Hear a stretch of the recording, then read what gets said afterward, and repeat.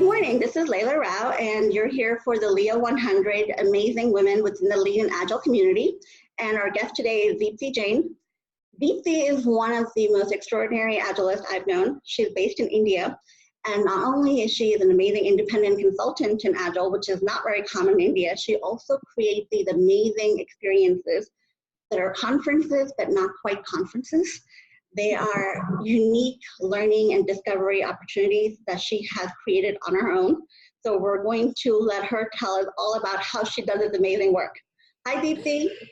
Hi, Leila. Thank you so much for having me. And this, Sorry, go ahead.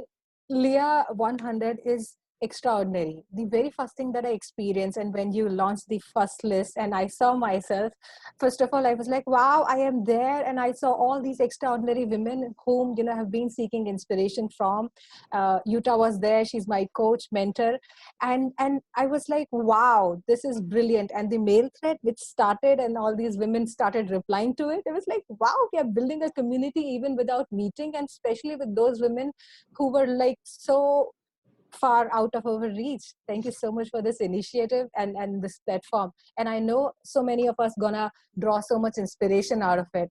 And it just gives me butterflies, to represent India here. That's fantastic. What you just said is really why we want to do these interviews, because you're all so amazing and you've really created your own journey, because there really isn't a pattern for this kind of career because Agile is so new. So can you tell us more about your journey, how you became who you are today? So I was working as a software engineer, and hence the regular career path: senior software engineer, module lead, a lot of corporate hustling, a lot of learning, unlearning, whatever was happening. And initial few years were very exciting. First job, new phase in the life. Everything was great. Every year, for that matter, we had our quarterly reviews and everything, and I would have a great rating and great appraisals. So it was all great. And then comes a point where everything becomes stagnant. And also, along with becoming stagnant, I entered into another new phase of my life, which is I got married. And after getting married, in 3 months, I conceived. So, 11 months, I had my child. I'm always proud saying, thank God it was not after 9 months. So now I have 3 roles to juggle, and that was the time when I was also expecting a promotion. And my first, after becoming a software engineer, senior software engineer was no big shit, but becoming a team lead was something which I was looking up for and aspiring for. And my, manager was very happy and told that, we look up to you and all that stuff. So this child and this new marriage and then this aspiration and, looking forward for the promotion, 3 things, and too much stress that, we built. Yes, I was going through all of that. Plus I was going through postpartum depression, which is like a thing which is not recognized very much in India. As much as we talk about it, when it is coming to acknowledge that it's so not a real thing here. And then my maternity leaves were just 3 months actually. I took specially on a request a 4 month. And so yes, there was too much going on. And then when I go back and I'm told that, my promotion is no more going to be the promotion, because guess what? You were on maternity leave. And as much as we will, So as much as we will not quote it that it was because of maternity leave, but, there is a different growth path and plan for team members and all of that. So I go back and I'm like, what am I doing? What should I do? And then, as much as I felt disheartened, I felt betrayed, I'll be honest. And I felt like, what to do, where to go. And then I just continued. And so this is somewhere around 4th, 5th year of my journey with the same organization. I worked there for 10 years in total. And so then while I was doing all of that, I just felt that maybe I just don't fit in. Now that said, I always had another side, which was more of employee engagement. There were initiatives like branding, internal engagement, external engagement, women in NCR, all of those initiatives, and the CSR initiative. So I would a health and fitness initiative. And I don't know, I was always drawn to them. So I also started doubting if even I'm fit for the software industry, or probably I should, maybe get into events, and maybe I should get into work-life balance or employee engagement or training and stuff. And so I started wondering, where do I belong, where do I really belong? And no worries, I discussed with my manager, I need more, I need better opportunities, what more can I do? And he guided me. He said, you're good for project management. So I even did the project management stuff and all of that. And then somewhere around 2013, which was like 8 years of my working, or 7 years of my working, whatever, I said, I'm not happy and I'll not do this. And in between, I also got promotion, which was very late, if I have to tell you, very late. And by then, I just sort of lost my interest into the whole thing. Even if I'll get promotion, it will not make me happy because it's just too late. Probably this should have happened 2 years back. So then I said, what more can I do? And that was the time when they said, we are doing something new, which is called application lifecycle management.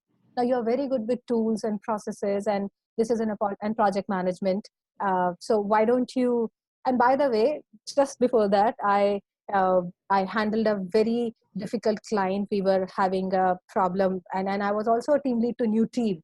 And so, all of that happened. And so then I went to my manager and I said, see, I've done a good job and I've done a fair enough job, and I'm so not interested in doing this anymore. So if there is anything new, please tell me, or probably then I can go. So he said, this is what application lifecycle management, agile project management, and all of that stuff. You'll get to learn a lot of new things. I said, fine, let me just try. And Leila, and he said, but I'm telling you something, that this is a new opportunity I'm giving you. So again, the promotion which I should have deserved, they said, probably this can go 2 years away. And I was just so hungry to learn and do something new. I said, I don't give a fuck. Let's do it.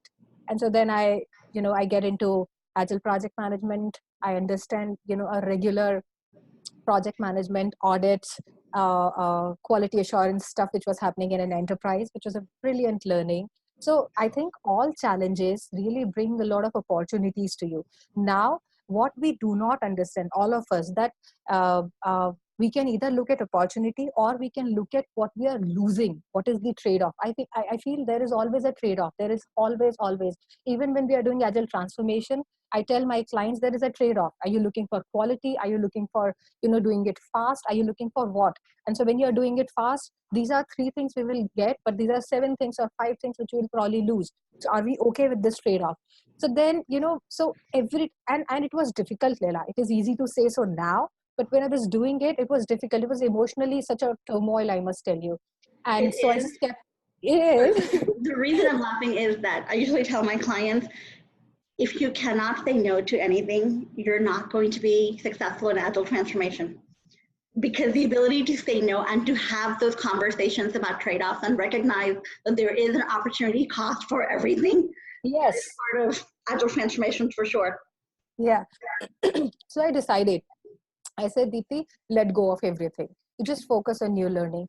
And, to my luck, I actually was loving the whole concept, the whole idea of agile. So I'll tell you, the first thing that hit me about this whole agile mindset and culture was, team gets to make decision. And believe me, so this training was done by somebody external. And so I asked him, do you really see that happening in India? See, we come from a very different culture, to the rest of the world. So he said, and he looked at me and he's like, yeah, what kind of question is that? I said, no, you don't understand. We have really good people as our command and control managers, but that's it, it's a command and control.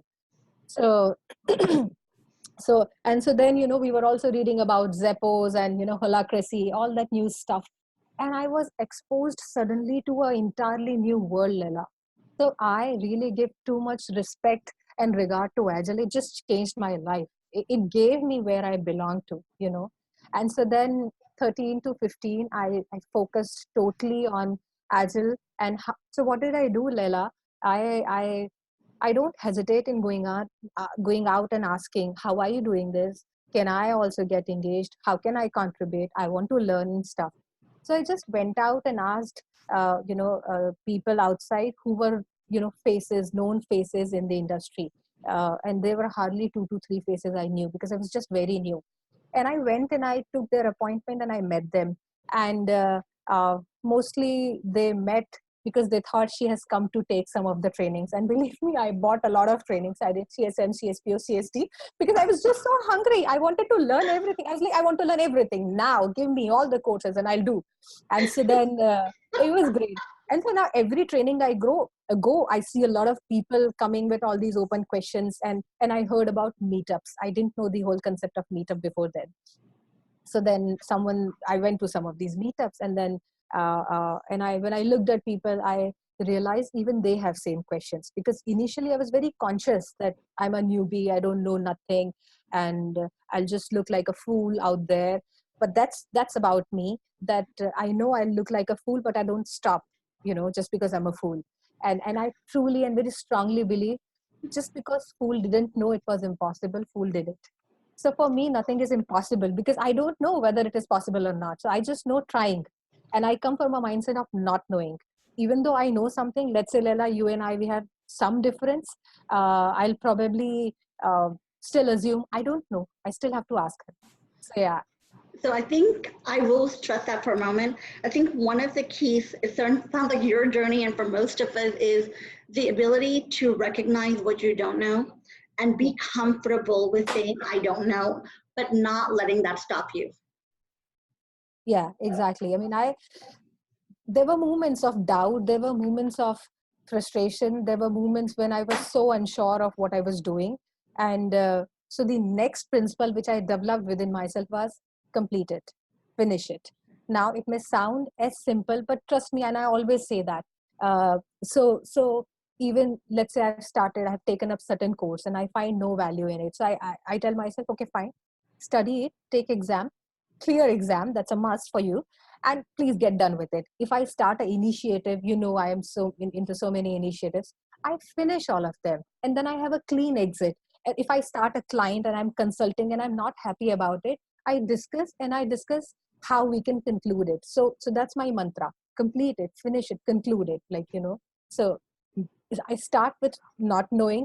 Even if I know something, I just put down, this is the things which I feel. I have a gut about it, or this is the awareness I have. But that said, I start with not knowing. And then, yeah.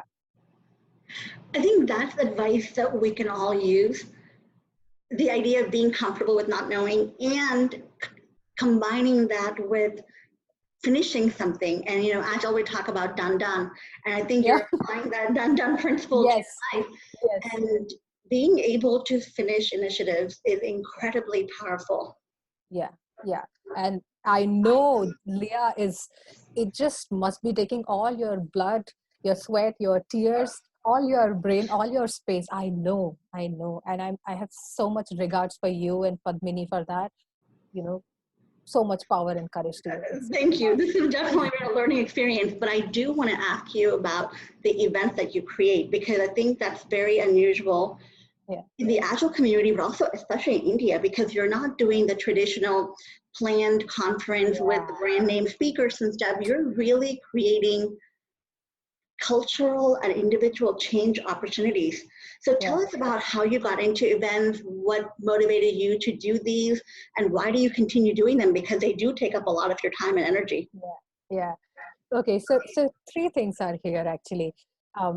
First, how I started doing them. Two, how why I am doing them. And third, what do I get out of them, even though it just takes so much time and energy from me. So I went to these meetups and I found them very simple to run. Probably, see, we all are very different. Some people are community builders, some people are introverts and they are just ideators, and some are awesome coders and they create brilliant software. That said, there can still be a problem with user experience. So we all are different, and I believe I'm a great community builder.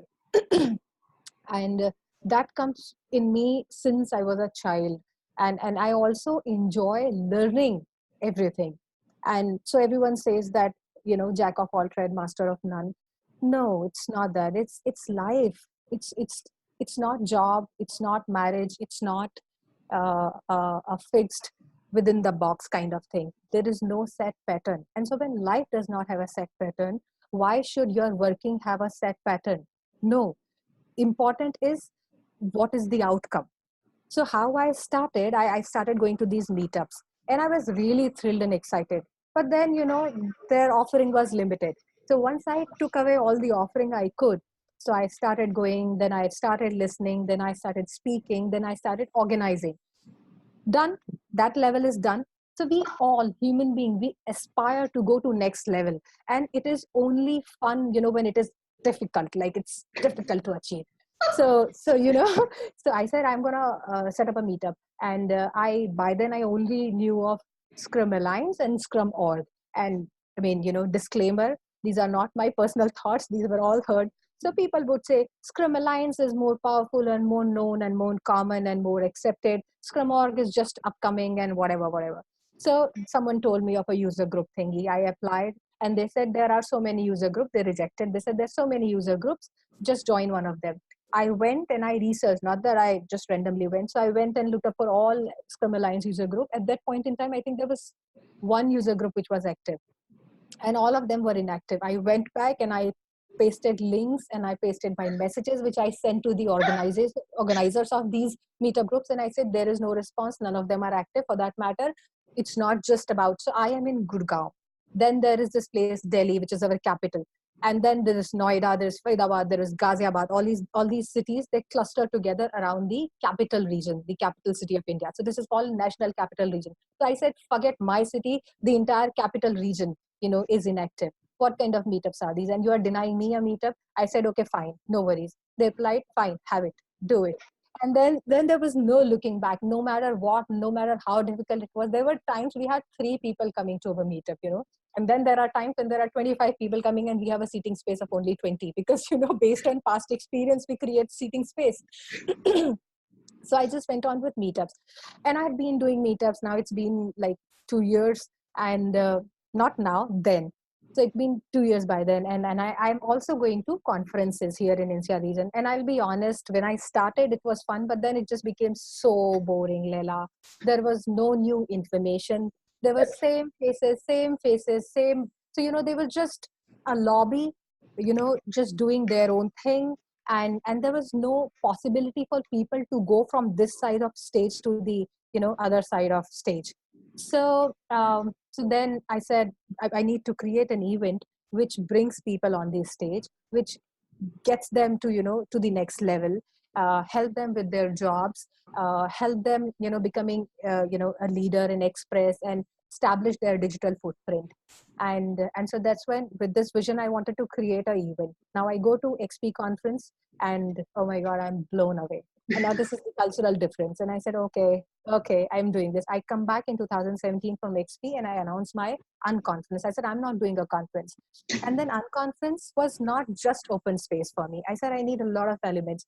So if you look at the unconference that we do, which is Agility Today, oh my God, we do so much into it. This is fun. This is learning. This is workshop. This is experience report. This is curating and shepherding new speakers.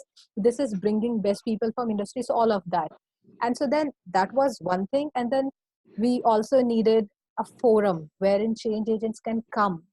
Where do you learn, Leila? It's an independent, open community. So we really need to collaborate so that we can exchange ideas and we can exchange opportunities more than anything else. You have 4 consulting assignment. I have none. You can probably help me, but how can you help till the time we don't connect? So we created Change Agent Summit. And as I was telling you about Indian ecosystem and how difficult and impossible, almost impossible it is to do the transformation, none of the companies have transformation beyond level 2 in here. I mean, what do I mean by level 2? You can just, imagine if there is level 5, we are at level 1. It's just like that. If it is level 10, we are at level 2. So yeah. Why? Because there are no decision makers here. We don't have headquarters here. Headquarters are outside. These are just outsourcing centers. These are just cheap cost-cutting sweatshops. So yeah. So we created Change Agent Summit. That's not a conference. That's more of a flip conference wherein no speakers. We all come in together and we create, we focus on the agenda and create a report. We wrote that report with Agile Alliance, and we are humbled that they accepted and shepherded us, Rebecca Farlow. Then we also do a fun conference, which is a game conference, a gamification and ideation unconference, So yeah. Then we also run Agileathon, which is an open online contest. You don't have to meet, you don't have to do anything. Sit at home, wait for the problem statement, submit your solution. And then we work with all of these great companies, service providers here in our India and outside, and we ask for gifts for these winners. So, those are the ideas. And how did I do it? Just like you are doing, Leah. I mean, I was like, I'm going to do it and I'll figure it out. Some help came and some experience came. What do I get? No, I don't necessarily make money out of all of them. I'll be honest. But the satisfaction I get when people come back, just like I'm coming back and telling you, wow, this is awesome. And before the interview, the conversation we had, the learning which you gave me from all the interviews you did. And I'm really eagerly waiting for all those interviews. So, oh my God. And then no one can learn everything by Googling, by YouTubes. You have to meet. We are social animals. We have to meet. And really, my learning has grown multifold. My 10 years before Agile and my 3 years with Agile is equal into 10 years. If I had not had these events and I have not had knowledge contribution from all the people who participate to my events, I wouldn't have got it. So yeah, so I learn and people learn. I mean, I have tremendous learning. It helps me so much with my consulting. I would have never known what to do if I haven't done these events and gone to, XP and Agile conference outside. Yeah. This sounds amazing. I think we could have this conversation for another half an hour, but I do I know. I want to talk a little bit about some things that you've hit on, right? The cultural context that you're in, and the fact that you decided to go on and be independent consultant, which I don't think is very common in India. Can you talk about the whole culture, gender, breaking new ground? What does that feel like for you? And what would you recommend for other women, especially in this younger generation, who are probably facing new challenges of their own? Any advice from you to them? So when I started, everyone was like, okay, a new face. And she'll vanish in some time. Give her a year or two. She'll go. And fine, she's coming. What maximum will she be able to do? When I started with my meetups, oh my God, Leila, there was a lobby. I'm a woman, right? How many women come out on weekends leaving their kids? In India, they all, take care of their kids. So many women walk up to me and they're like, how do you manage to do? There are not many women thought leaders. I mean, I'm not boasting or anything. I'm calling them out, to join me. And, but I have a huge gang. Yes, I'm really proud about that. Yeah. So before that, either women will just go and request, and there is no men women thing happening here. I mean, I really want to establish again that disclaimer. But yes, I mean, so there were 2 other meetups run by other thought leaders, guys in the community, the NCR region. And so guys, a handful of them will come, and there was a conscious bias of this whole lobbying thing. And now there is no more. And so then when I would travel, they will ask, oh, how do you manage to travel? Although, yes, it was a lot of hard work. I'm a mother of a 10-year-old, and I was always conscious about leaving him. So I would travel. I'll get up 3 in the morning. I'll take a flight of 4 a.m., 5 a.m. I'll come back, by a 7 p.m. flight. So I'll be home the very same day. And so I'll go to these conferences. So women will ask, how do you manage to do? So see, that's the whole thing. How? Just like man managed to do, I mean, it's how do you think it's different? Yes, I understand. My kid relies and depends and needs more of me as much as my husband. He's tremendous. He's a great partner and a parent. I would say a better parent, really more, family oriented. No, but that said, it becomes difficult to understand the aspiration of other partner. Yeah. So when these women, they talk to me, yeah, I wanted to come, but then, it's a weekend and I have to, I mean, I don't know. My family asked me, you're working already 5 days a week, and uh, you need another 4 hours on weekend. I mean, let's just relax. Even if, I mean, husbands care. It's not that it's totally patriarchy, or it's totally a restricting, commanding system. But yes, I mean, they feel like why, and the concept of meetups and doing something along with your job is not very easily understood. The other thing is, my best friend. I mean, she's very close friend of mine. She's um, she's she's just delivered a child, and she tells me how this big company she's working with is harassing her because she's on maternity, and she still haven't gotten her, the simple appraisal discussion done, and people from his office are calling, so how is your kid, and so when do you think you'll be joining? What the fuck, let her relax. She has got a 6 months maternity leave. At least let that get over and give her the fair deal of her APSR. And then on the salary front, Leila, there is a huge discrimination. And so that's third point. And then the fourth point, you are a women consultant. So there comes a point when you are talking in a lobby of men, a room filled with men, and so then at some point they feel like, okay, fine, we are all dumb heads, we are listening to a woman. That experience, that also happens. Yeah. And and then, okay, you are a team of, let's say, 7, 8, 9, 10 people. There are 3 women, there are 7 men, and probably there are 2 candidates who should be considered. For sure, when you think of a woman, you think, oh my god, she'll get pregnant, oh my god, she has 2 kids, oh my god, she has an extended family. Why do you not think of all of that when you have to, like, consider a man? You're like, oh my god, we really have to, he has an extended family, he has 2 kids, he should be promoted, otherwise he'll quit. And so then my question also goes to women: why do you not value yourself? Why do you always need that approval and affirmation? So yes, that's the cultural barriers, which we all come from. So for me personally, it was like my parents were like, what is wrong with her? She's in such a good job. Her husband is also there. Their home is so close. Why is she quitting? Why does she want to go independent? The great thing that my husband did, he's like, fine, you have my all support. As much as I don't understand what you're wanting to do, but that's where I'm there. And that's all I needed. And even if, like, there were days he's like, why she has to go for these meetups, and that I used to be so irritated every time I would come back from meetup, because people act really irresponsible. What is the address? Guys, go and check on the meetup.com.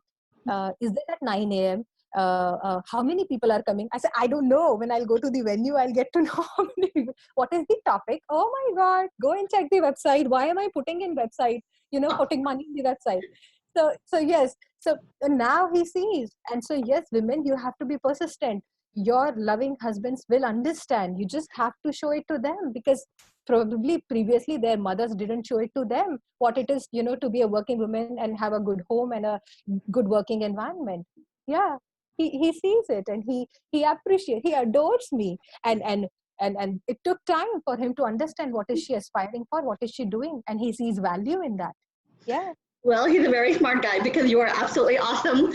And thank you so much for sharing your experience with us. And I think what you're mentioning about the structural dimensions of inequality and gender bias, and also the internalized biases that we have inherited because we do live in this community where the messages aren't always positive. Those are all things that we can work on collectively. Yeah. I think, I live in the US, I'm either in Washington, D.C. or New York, and I still recognize a lot of the echoes of what you're saying. It's much more subtle, but it is still there. So I think it's an international, global challenge that hopefully will make it easier for the next generation.